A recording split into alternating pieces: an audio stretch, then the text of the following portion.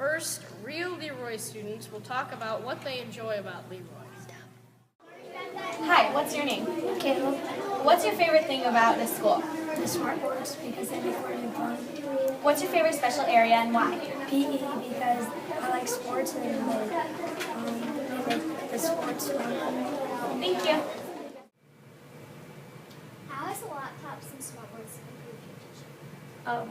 You as a student learn a lot differently than I learned when I was your age. Students like you and other fifth graders, sixth graders, all elementary school students, they learn in a much more interactive way. They're used to being fully engaged in a lot of aspects of their life. So the Smartboard provides a tool so that I can use to get the kids fully engaged in the learning activity. I'm going through vocabulary, we can talk about it, we can click on the board, vocabulary comes up. Kids are much more apt to learn using this sort of a method than they are just reading out a book, taking notes the way that we learned when we were growing up.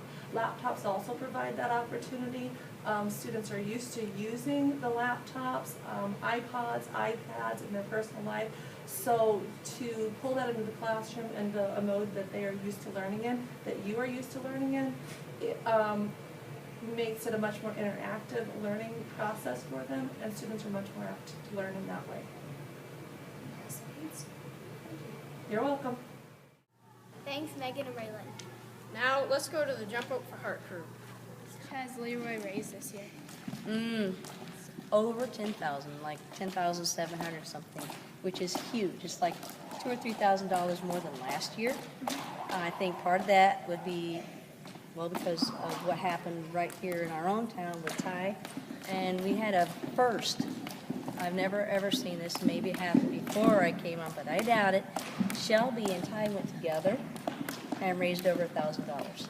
That has never happened. You know, you get the packets, it's $1,000, you get this, and you're like, okay.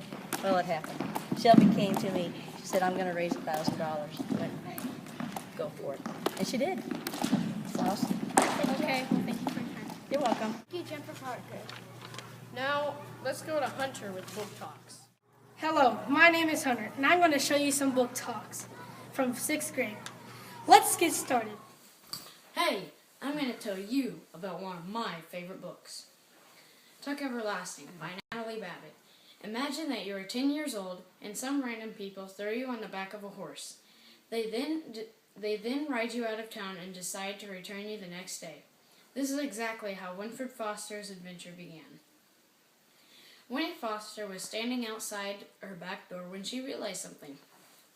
Hey, I have these woods, but yet I have never explored them.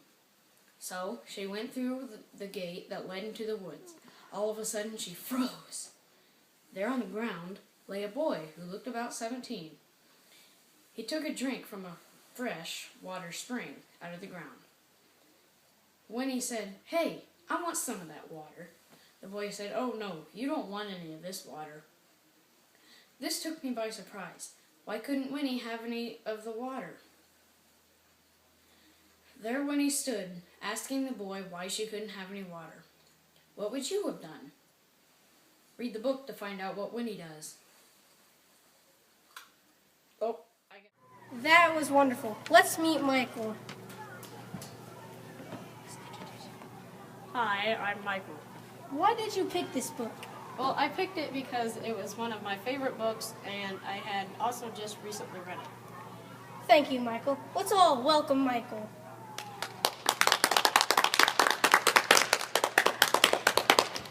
Now, we're going to show you another book talk.